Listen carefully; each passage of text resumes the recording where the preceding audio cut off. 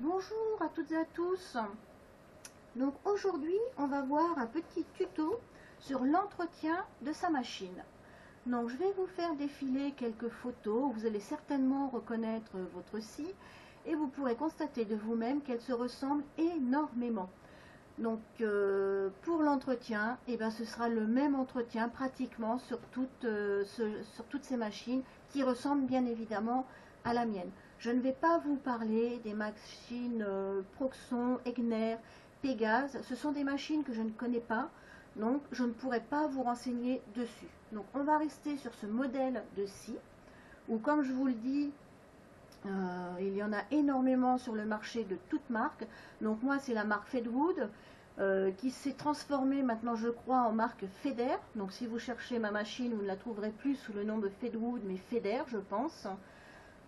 Sinon vous avez Shepak, Parkside qui d'ailleurs est fabriqué par Shepak. Si vous avez une Parkside vous verrez à la fin de votre notice comme quoi le fabricant est Shepak. Donc Parkside c'est la marque que vous trouverez chez Lidl. Qui sont des petites machines qui sont vraiment pas mal du tout. Chez Shepak d'ailleurs aussi, ils font de très bonnes machines, mais attention à partir de 120-125 watts. En dessous, vous avez des 90 watts. Bon, elles feront le travail, mais elles auront un peu plus de mal. Mais ceux qui en ont, visiblement, sont assez satisfaits. Donc c'est juste après un petit manque de puissance selon ce que vous voudrez faire. Donc voilà, vous pouvez voir qu'il y a énormément de marques de machines qui ressemblent énormément aux mêmes machines en fait. Voilà, tout simplement. Donc pour l'entretien de ces machines, en fait, c'est tout simple. Il n'y a franchement pas grand chose du tout à faire. Donc il vous faut juste de l'huile. Donc moi j'ai de la 3 en 1. Donc 3 en 1 technique, donc c'est de l'huile de vaseline. Donc pour ça, vous avez ici des caoutchoucs, donc pratiquement sur toutes les machines. Donc si vous n'avez pas ces caoutchoucs, là je ne sais pas comment il faudra lire votre notice pour savoir où mettre l'huile. Mais sinon la majorité des machines comme la mienne ont ces fameux caoutchoucs. Donc en tout il y en a 4, 2 de chaque côté. Donc il vous suffit d'enlever le caoutchouc et de mettre votre huile, tout simplement. Voilà, vous en mettez juste quelques gouttes. Ça n'a pas besoin de dégouliner partout. Donc vous remettez le cache. Voilà. Donc vous faites ça sur les quatre parties. Donc sous les 4 caches. Voilà.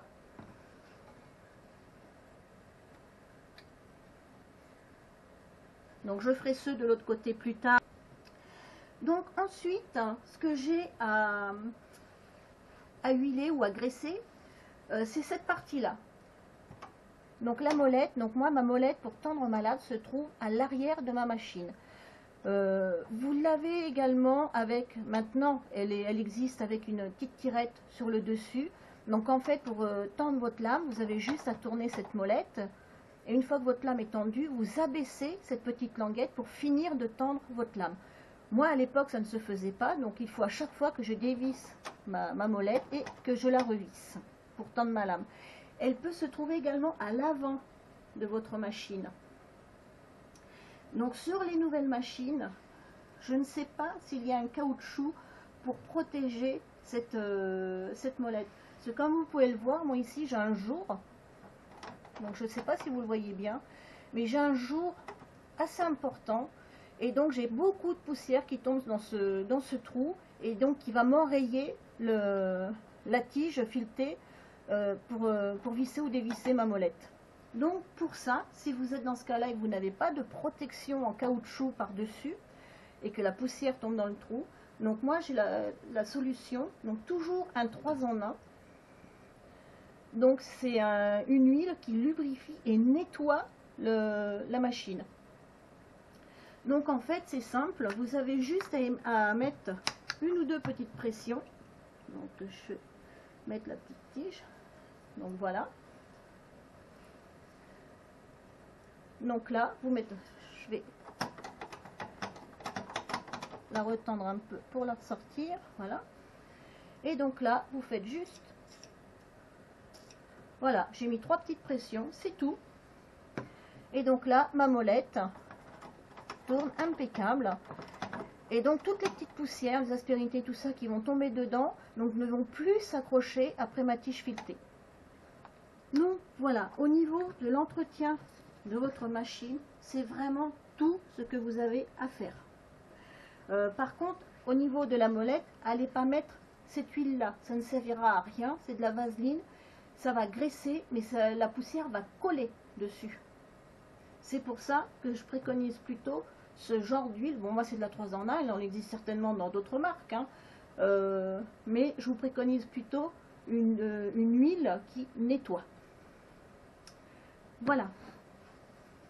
Ensuite, au niveau de l'entretien de votre machine, c'est tout. À part un bon coup d'aspirateur à chaque fois que vous chantournez, ou pratiquement à chaque fois, à l'intérieur ici.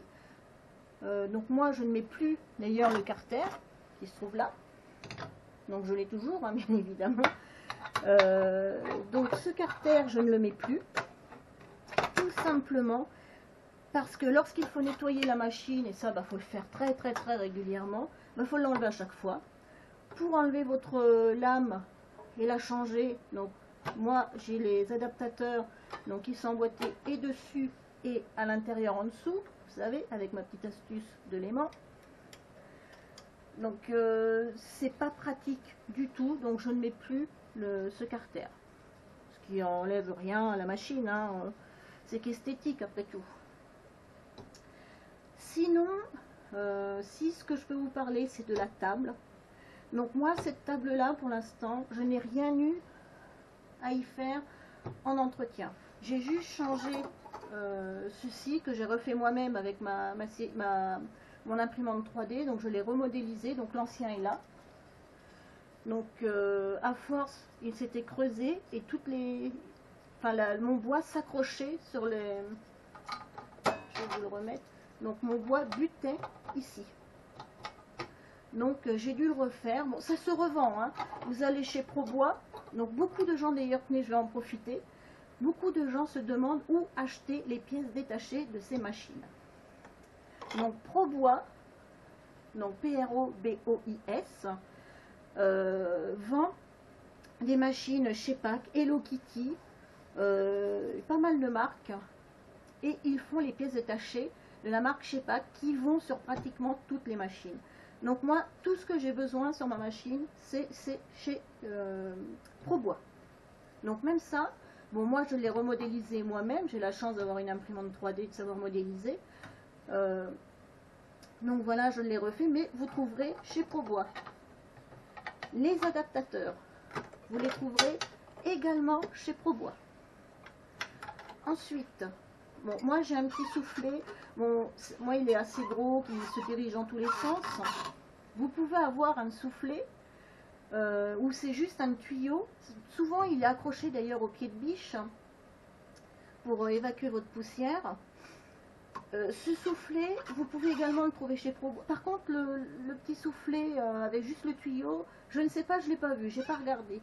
Et vous avez un soufflet à l'intérieur, donc évidemment pour souffler la poussière, donc pour faire le vent qui va souffler la poussière, vous avez un soufflet à ce niveau-là, là où remonte régulièrement la scie. Et ce soufflet, le mien s'était percé et je l'ai également trouvé chez ProBois. Je vais voir si je ne l'ai pas loin.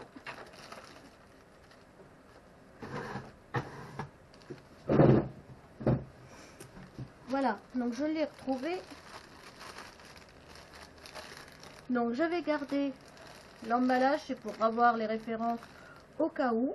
Donc ça vient de chez ProBois, j'ai les références de mon soufflet, vous voyez. Voilà, donc le soufflet ressemble à ça.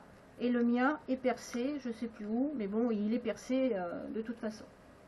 J'avais essayé de mettre de la colle, de bidouiller, évidemment ça marche pas. Comme tout ce qu'on veut essayer bien souvent de réparer. Voilà, donc ça c'était la petite parenthèse pour les pièces détachées. Donc pour en revenir au plateau, normalement sur les machines, donc comme la mienne, vous avez un plateau comme ça, vous n'avez pas besoin d'entretien. Mais il peut arriver comme j'ai eu sur une ancienne machine, le plateau qui était en ferraille, mais vraiment de mauvaise qualité.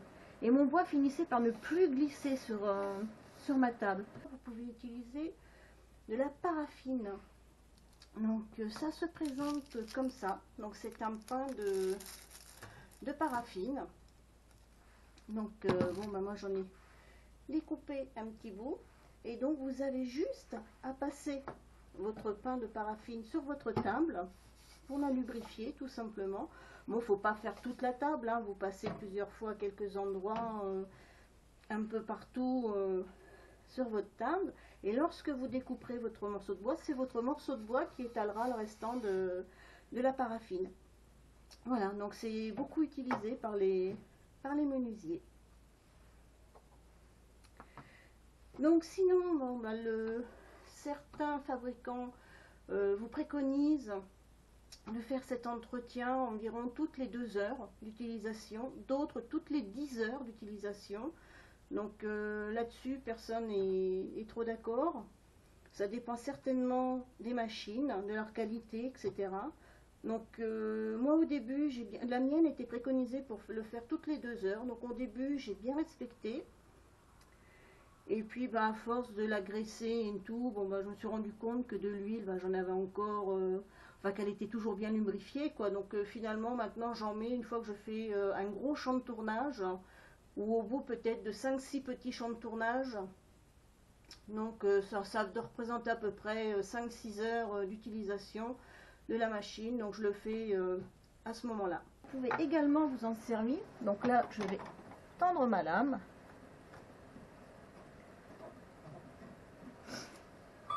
Voilà.